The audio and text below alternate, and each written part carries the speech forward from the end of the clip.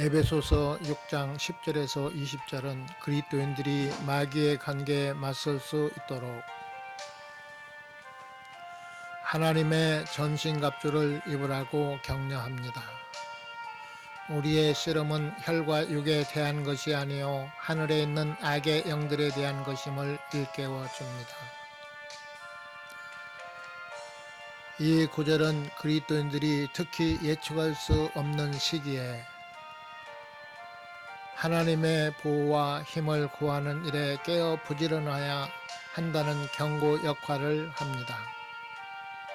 저자는 진주만 공격 이전의 준비 부족과 기독교인들이 하나님의 경고에 귀를 기울이고 하나님의 전신갑주를 입어야 할 필요성 사이의 유사점을 그립니다. 미국의 지도자들이 이 거짓된 확신에 안심하고 신뢰할 수 있는 보고를 심각하게 받아들이지 않은 것처럼 기독교인들은 현실에 안주하지 않고 그들 주변의 영적 위협을 무시해서는 안 됩니다. 성경은 마귀가 오는 사자와 같아서 깨어있지 아니한 자를 삼키려고 찾는 자고 경고합니다.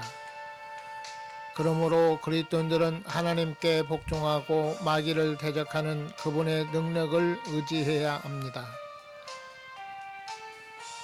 하나님의 전신갑주는 믿음의 방패, 구원의 투구, 의의 흉배, 진리의 허리띠, 평화의 복음의 신, 성령의 검, 곧 하나님의 말씀입니다.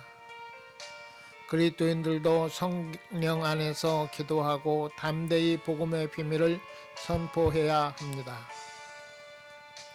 요약하면 그리스도인들은 특히 불확실한 시기에 마귀의 공격에 저항하고 그들의 믿음에 굳게 서기 위해 경계하고 하나님의 전신갑주를 입어야 합니다. 성경 9절에 마귀란 단어가 나옵니다. 마귀는 영적인 존재로서 마귀는 하나님을 반역할 때 하나님의 천사들 중에 그룹 반열에 속했습니다. 에스겔서 28장 14절과 19절에 따르면 마귀는 원래 기름 부음을 받고 보호받는 그룹이었지만 교만과 죄로 인해 타락했습니다. 육신이 없는 영적 존재인 마귀는 사람들의 생각과 행동에 영향을 주어 하나님의 뜻을 거스르고 불신, 의심, 불안, 분노와 같은 부정적인 감정을 심을 수 있습니다. 그러나 하나님을 신뢰하고 믿음으로 무장한 사람들은 그들의 영향력을 저항할 수 있습니다.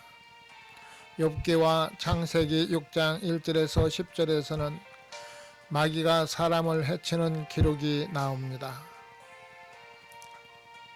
다니엘 10장 13절과 20절에서 우리는 영적인 존재들이 세상을 다스리는 것을 봅니다. 신약 성경에는 악마에 대한 언급이 100개 이상 포함되어 있으며 악마를 설명하기 위해 4가지 다른 그리스어 단어를 사용합니다.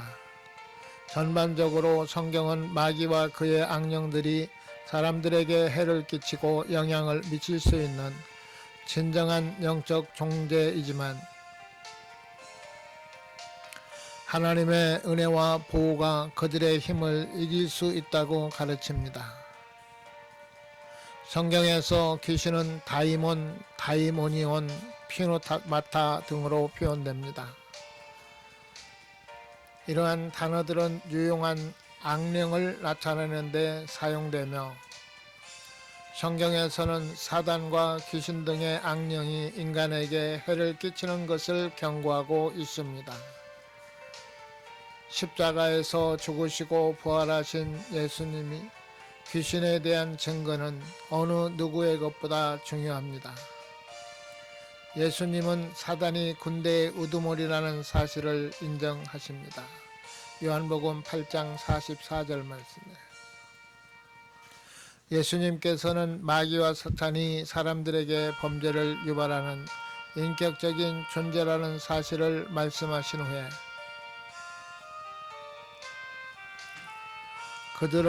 그들은 불못에 던져지리라고 하셨습니다.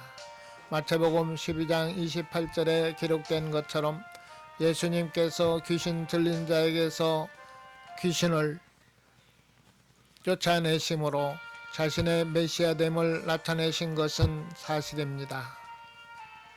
또한 마태복음 10장 1절에 언급된 것처럼 제자들에게도 같은 일을 할 수 있는 권한을 주셨습니다. 예수님은 마태복음 17장 20절과 마가복음 17장 20절에 기록된 것처럼 그들의 믿음이 없는 탓으로 돌리시며 쉬지 말고 기도하라고 권고하셨습니다. 기도는 영적 전쟁에서 매우 중요합니다. 에레미야 33장 3절에서 하나님은 그를 부르는 자들에게 응답하시고 그들이 알지 못하는 큰 일을 그들에게 보이시겠다고 약속하십니다. 기도는 쉽지 않지만 주님의 계명이며 기도에 불순종하면 영적인 일에 무감각해지고 믿음이 약해질 수 있습니다. 한국교회가 귀신에 대한 무감각으로 인해 교인들이 위기감을 느끼지 않도록 하고 있는 것은 아닌지 걱정스럽습니다. 개인의 영적 실제를 인식하고 영적 싸움에 맞서 싸우며 강한 믿음을 유지하기 위해 지속적으로 기도하는 것이 중요합니다.